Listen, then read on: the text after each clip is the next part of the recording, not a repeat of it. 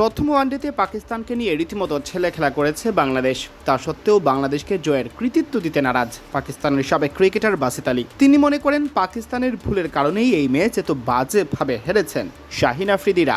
সাবেক তারকা বলেন, আমি বাংলাদেশকে কৃতিত্ব দেব না। বাংলাদেশ আউটক্লাস করেছে ঠিকই, ভালো খেলেছে, কিন্তু আমাদের দলে না ফাস্ট বোলাররা ভালো করতে পেরেছে না স্পিনাররা। আরে ভাই, এখন আর কি বা বলবো। তবে ঘাবড়ানোর কিছু নেই, ইনশাল্লাহ 2036 সালে পাকিস্তানের ক্রিকেট অনেক উন্নত হয়ে যাবে। অন্য সবার মতো তিনিও নতুন মুখদের প্রাধান্য দিতে গিয়ে অভিজ্ঞদের ছাঁটাই করার কঠোর সমালোচনা করেছেন। মিডিয়া তো মাশাআল্লাহ আমাদের অনেক ট্যালেন্ট আছে বলে মুখে ফেনা তুলে ফেলে। আমরা যখন বলি ট্যালেন্ট নেই তখন তারা হাসে। এখন তো উদাহরণ সামনেই আছে। পাকিস্তান কেন আগে ব্যাট করতে নেমে এত তাড়াহুড়া করছিল তা ভেবেই কুল পাচ্ছেন না বাসিত।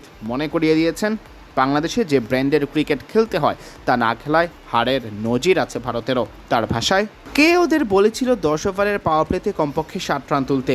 সে জীবনে কখনো মাঠে নেমে ক্রিকেট খেলেনি, শুধু একটা কাগজ হাতে ধরিয়ে দেয়। এখানে কী ধরনের কন্ডিশন সেটা কি সে দেখেনি? সে কি জানে না যে ভারতও বাংলাদেশে গিয়ে হেরেছে? তরুণদের সময় দেওয়ার তীব্র বিরোধিতা করে তিনি বলেন, এই যে বলা হয় তরুণদের সময় দিতে হবে, এই বিতর্কটা এখন শেষ করা দরকার। বিশ্ব ক্রিকেটে যখন কোনো তরুণ দলে আসে সে প্রস্তুত হয়েই আসে, সে দলে প্রভাব ফেলে। আমাদের খেলোয়াড়দের বুঝতে হবে এটা কোনো লোকাল ক্লাবের মাঠ নয়, এটা আন্তর্জাতিক টেস্ট ভেন্যু। এছাড়া মোহাম্মদ রিজওয়ানকে খোঁচা মারতেও ভুলেননি বাসিত। তিনি বলেন, মিডল অর্ডারের 2 জন সিনিয়র ব্যাটার যারা নিজেদের সামর্থ্য নিয়ে প্রকাশ্যে বড় বড় কথা বলেছিল, গুরুত্বপূর্ণ সময়ে ব্যর্থ হয়েছে। তাদের মধ্যে 2 জন সবসময় বলে তারা নাকি সেরা মিডল অর্ডার ব্যাটার।